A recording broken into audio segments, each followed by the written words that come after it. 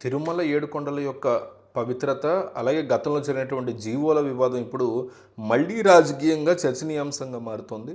తిరుమల అంటే అనాదిగా ఏడు కొండల యొక్క సమాహారం అని, ఆ ఏడు వెంకటేశ్వర స్వామి యొక్క స్వరూపాలని చాలా గట్టిగా నమ్ముతారు. అందుకే ఏడు కొండలవాడు అని పిలుస్తారు. సుమారు 20 ఏళ్ల క్రితం ఈ విషయంలో ఒక పెద్ద వివాదం చెలరేగింది. ఆ వివాదం ఇప్పుడు మళ్ళీ వివాదం అయింది. అప్పట్లో అధికారంలో ఉన్నటువంటి ప్రభుత్వం తిరుమల పరిధిని కేవలం 2 కొండలకే పరిమితం చేస్తూ ఒక వివాదాస్పదమైనటువంటి నిర్ణయాన్ని తీసుకున్నారు. 2005 సంవత్సరంలో వచ్చినటువంటి జీవో నెంబర్ 338 ద్వారా కేవలం స్వామివారి ఆలయం ఉన్నటువంటి ప్రాంతము, దాని చుట్టుపక్కల ఉన్నటువంటి మరికొంత భాగాన్ని మాత్రమే తిరుమలగా గుర్తించారు అప్పట్లో. దీనివల్ల మిగిలినటువంటి 5 కొండలు అటవీ శాఖ పరిధిలోకి లేదా ఇతర ప్రభుత్వ విభాగాల్లోకి వెళ్ళేటువంటి పరిస్థితి ఏర్పడింది, టీటీడీ కిందకి రాకుండా. ఇది భక్తుల యొక్క మనోభావాల్ని తీవ్రంగా గాయపరిచింది అప్పట్లో.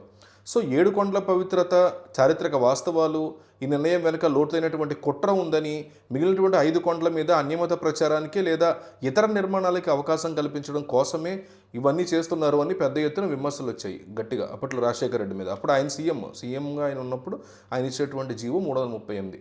సో ముఖ్యంగా హిందూ ధార్మిక సంబంధించినటువంటి సంఘాలు ఉంటాయి కదా, వాళ్ళు దీని మీద చాలా సీరియస్ నామ్ని వాళ్ళు చెప్పుకొచ్చారు.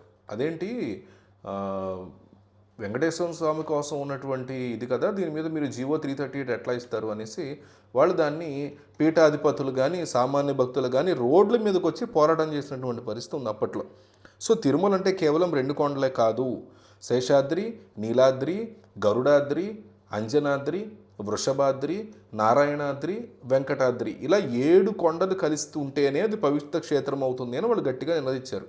సో భక్తుల నుంచి వచ్చినటువంటి తీవ్ర వ్యతిరేకతను చూసినటువంటి అప్పటి రాజశేఖర రెడ్డి ప్రభుత్వం దిగిరాక తప్పలేదు.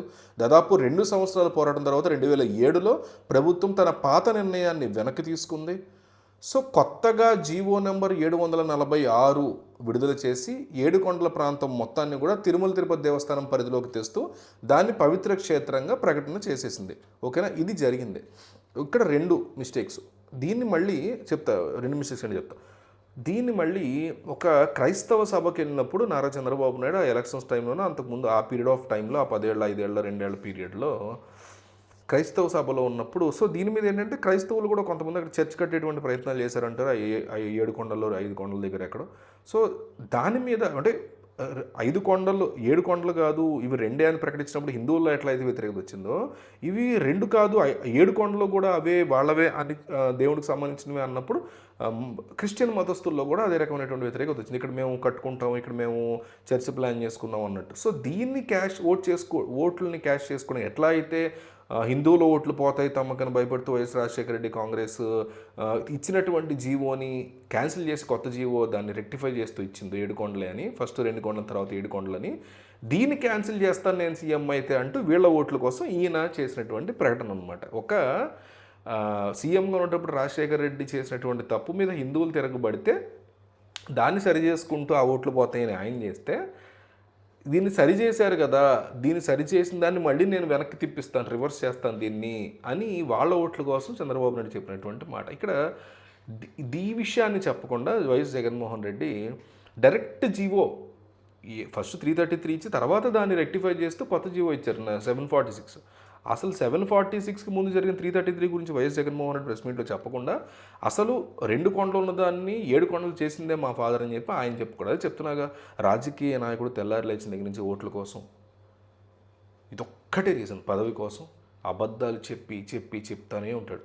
ఆయన రాజశేఖర రెడ్డి కావచ్చు, చంద్రబాబు కావచ్చు, జగన్ కావచ్చు, పవన్ కళ్యాణ్ కావచ్చు, కేసీఆర్ కావచ్చు, రేవంత్ కావచ్చు, మోడీ కావచ్చు, రాహుల్ గాంధీ కావచ్చు, రాబోయే 20 సంవత్సరాలు 100 సంవత్సరాల తర్వాత వచ్చి ఎవడో కాంగ్రెస్ గొట్టంగడు కావచ్చు, మీరు కావచ్చు, నేను కావచ్చు, రాజకీయ నాయకుడు అంటే ఓట్ల కోసం అబద్ధాలు చెప్తుంది తప్ప 99% ఇది తప్ప ఇంకేమీ చేయరాళ్ళు. దానికి ఇది ఒక క్లియర్ కట్ ఉదాహరణ. అప్పట్లో ఇష్యూ జరిగింది అది. దాన్ని దాచి మా నాన్నగారే ఇచ్చారు 7 కొండలు జీవో అని ఈయన చెప్పుకోవడం. అప్పట్లో ఆయన క్రిస్టియన్ల ఓట్ల కోసం 7 ఉన్నటువంటి జీవోని రివర్స్ చేస్తానని ఆయన చెప్పుకుంటే, దాని గురించి మాట్లాడకుండా టీడీపీ వాళ్ళు ఇంకోటి ఎందుకు మాట్లాడరు. చూడండి ఎంత డ్రామా ఇద్దరి మధ్య.